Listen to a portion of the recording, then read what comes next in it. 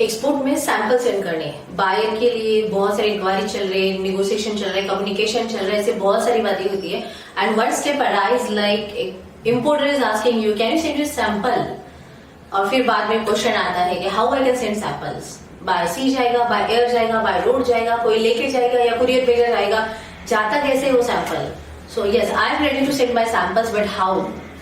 So let's learn in this video about the sending of samples, what are the ways to send the samples for the export business.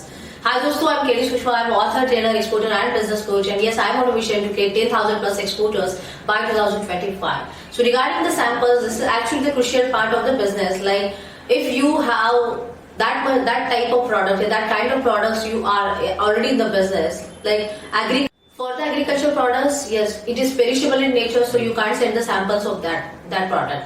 But yes, apart from the agriculture, non-perishable products, which is manufactured, handicraft, engineering, pharma, and other kind of products, you can send the samples, and people are demanding that. Why? Because they want to know about your product before getting the orders or before shipping that product. जब तक मैं वो देखूंगा नहीं, check नहीं करूंगा, उसका test नहीं लूंगा या फिर उसके स्पेसिफिकेशंस नहीं देखूंगा, साइज, शेप, कलर, डिजाइन जो भी कुछ है वो सारी बातें चेक करने के बाद तय होगा so whether I will give you order or not. So sample is must actually in the business. So sample अगर भेजना है तो कौन से तरीके से जाता है वो। लेट्स टेक एग्जांपल, लाइक ऐसे कोई कंट्रीज है जहाँ का ट्रांजिट टाइम बहुत कम है या फिर जहाँ का ट्रांजिट टाइम बहुत दूर है।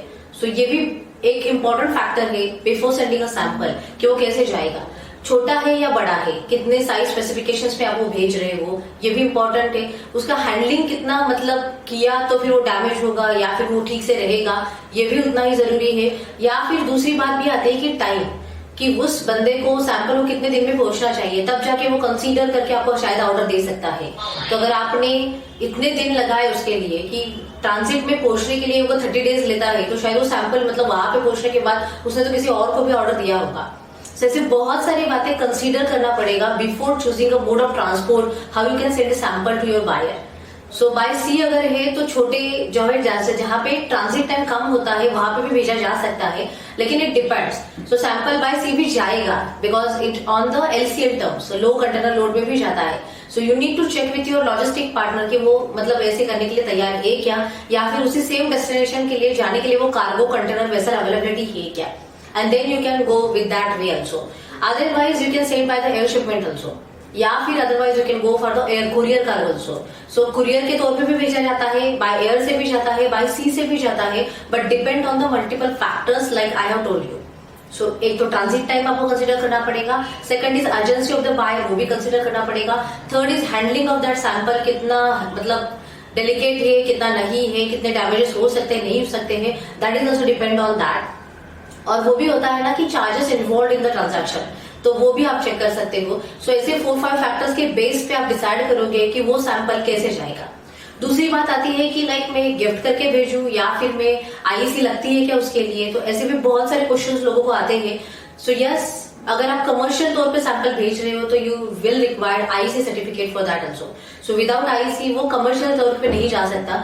और अगर आप वैसे नहीं भेज रहे हो तो आप जब भी एक्सपोर्ट करोगे, ऑर्डर दोगे, तो वहां पे वो कंसिडर नहीं किया जाएगा, क्योंकि वो पहले ही गिफ्ट के तौर पे गया है, तो वो गिफ्ट कंसीडर नहीं हुआ कमर्शियल बिजनेस के पॉइंट ऑफ व्यू। सो ये भी बातें ध्यान में रखो।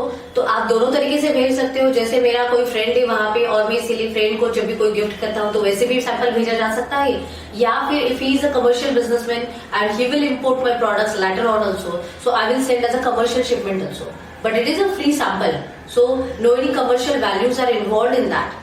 बट ये मैंने क्यों कहा कि आप ऐसे भी भेज सकते हो कमर्शियल तौर पे, क्योंकि government will give you benefit for sending a sample also.